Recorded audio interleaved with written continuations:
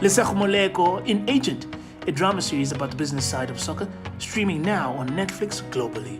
The eclectic Pastor Samson on the ETV drama called Hustle. And also the shop steward Samson in a mining drama series on SABC1 called Mjindini. As a presenter and host, I've hosted numerous shows including Gospel Gold, the biggest gospel music show in Africa. I've also produced and directed on SAFTA-winning shows such as Intersections and Gold Diggers.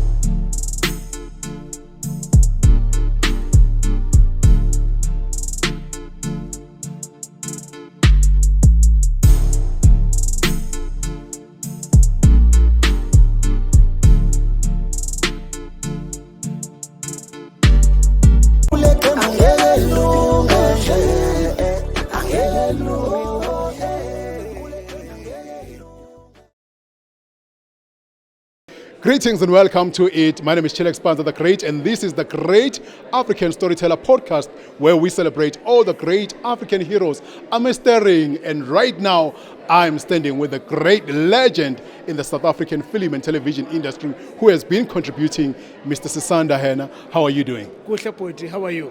I am good as well.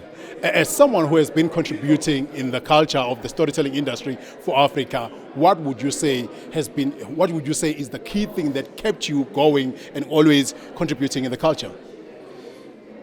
The biggest thing has been every time I look into the eyes of an African, I see a new story, and their heart, and their desires, and where they want to go. Yes. So there's too many stories to continue to tell of Africans until they move the needle for the African. That is amazing. And also now we are having National Film and Television Awards that are ready to recognize the great work that you've been doing here in South Africa, now ready to share it with the whole world. What does that mean to you? It's incredible that, such a brand is recognizing us. But I want the Africans to also recognize themselves, you see, and celebrate themselves. Yeah. We don't have to wait for someone. But for us to gather together like this, me to meet you, like you're saying, we've been trying to connect, and finally here we are. And I see that you're doing great work. And it's a place for us to connect and celebrate one another and to build up even those who are, trying to come up and do those things, You're talking about those who are trying to do those things, and as someone who is, right now, we recognize you as the great legend in the storytelling industry of Africa because you've been doing amazing. All the roles, all the characters that you've played, you really have put that hard work to it and committed yourself. What would you say to that person who wants to be in the great position that you are in right now as someone who we recognize as a great legend? You will be surprised what your peers can enable you to do. Because sometimes you don't need to try reach up, you can reach next to you. You see? Yeah. Because you might have that script. Instead of asking Sisanda to cast me, maybe your script, if I act in it and he directs, we have made the movie. Already. We didn't need to, you see? Yes. Like what I'm learning now, there's a Nigerian counterpart of mine I want to meet with tonight. And just to collaborate a lot more with other Africans. Yes. Has been a huge eye-opener for me. I'm very excited. Ghana, Nigeria, Kenya, Tanzania, Malawi, you name it. Cotedivoire, I want to collaborate with many more Africans now. I'm truly happy that you're mentioning all these great countries that are also doing amazing in the storytelling industry, and we want you to go there. As you are saying, if we recognize ourselves as Africans, because I think that what would mean a lot, and especially if we collaborate, that's when now our stories will make sense to the whole African continent, because you find that because sometimes we do our storytelling in our own languages, that you find that it's hard for other countries to connect. Yoruba, you see? Yes. Or they are speaking French or Portuguese, yes. What is your thought on that? I love it. I just want us to have that universal connection, because now you find that sometimes if you're doing it in a Xhosa and someone is doing it in Swahili, maybe other audience are not really connecting to it. But if we do it as Africans, but find a way, because right now me and you, we're connecting. And if they find this, other people will be able to connect. I don't like that we're using English, but it seems like that's the medium language that can connect us, all of us as Africans, and we'll be able to do one thing, that is unity, and be able to unite our people, because right now we are divided. Yeah, this is so true. And we can celebrate it. We start there with English and so on.